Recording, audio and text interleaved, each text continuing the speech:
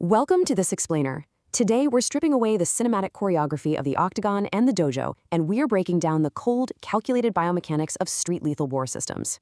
If you want to really understand the pure, ruthless logic behind extreme human survival, well, we're going to engineer it. We're driving deep into how physics and physiology merge when life is actually on the line, leaving behind the myths of Hollywood and the structured constraints of competitive fighting. Okay, let's start by confronting a pretty stark contrast. You see, the foundational difference between a combat sport and a war system isn't just the techniques they use, it's the entire objective. Sports rely on an artificial safety net, right? You've got weight classes, timed rounds, and a structure built specifically to prevent catastrophe. But war systems? They assume catastrophic risk from second one. There's no referee coming to save you, and there is absolutely no top-out. When you remove that artificial safety net, the entire biomechanical foundation of how a human moves has to shift purely toward permanent neutralization. Every angle, every grip, and every strike is fundamentally re-engineered when absolute survival, rather than winning a trophy, becomes your only metric of success. Let's move on to Section 1, 3 Systems Built for War. Now, you might be thinking that geographical isolation would breed completely different fighting styles. But actually, Krav Maga from Israel, Systema from Russia, and combat sambo share the exact same ruthless DNA. It's a really fascinating case of tactical conversion evolution. You simply cannot gamify lethal intent. Because these systems were forged in intense military theaters rather than sporting arenas, they prioritize instant threat elimination over point scoring. They strip away all those cultural martial traditions to focus purely on an identical, street-lethal philosophy that works across any terrain, under extreme stress, and against literally any adversary. So, because of this shared military DNA, these systems universally reject the flashy, high-amplitude kicks you see in movies or sports highlights. And why is that? Well, it's just pure physics. Leaving the ground fundamentally compromises your center of gravity, and it completely breaks your kinetic chain. In a true life-or-death scenario, launching yourself into the air is an absolute biomechanical liability. Survival demands that your feet remain rooted, maintaining a highly stable, unshakable base so you can absorb incoming force and instantly drive maximum kinetic energy straight into a target.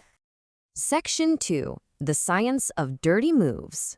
You know, a lethal encounter really isn't some chaotic brawl. It's actually a highly clinical transfer of energy. Think of it like a strict engineering schematic.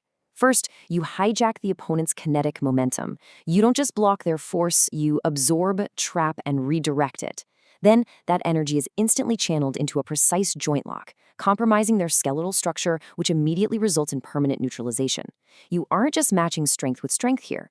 Instead, you're systematically using the opponent's own moving parts, their weight, and their velocity to rapidly dismantle their physical machine. When you view combat through this cold scientific lens, tactics that are universally condemned as dirty, things like eye gouging or biting, become high-value logical targets. In a sport, sure, it's cheating. But in a war system, it's all about instantaneous sensory disruption and exploiting anatomical vulnerabilities. Striking the eyes or utilizing a bite bypasses muscular defenses entirely, creating an immediate, overwhelming shock to the central nervous system. Honestly, it is the most direct, mathematical path to shutting down a threat when your survival is on the line. Which brings us to Section 3. What is survival engineering? All right, so this is the core concept of our entire explainer, survival engineering. It's defined as the strict practice of controlling energy consumption during intense, long-term conflict. And this is a profound reframe of everything we think we know about fighting. The ultimate goal of a war system isn't violence itself. The violence is literally just a mechanism. The true objective is energy economy. Every redirected strike, every optimized joint lock, and every targeted sensory disruption is essentially a solved equation, one that's designed to expend your absolute minimum caloric output while entirely bankrupting your opponents. So I want to leave you with a bit of a provocative thought.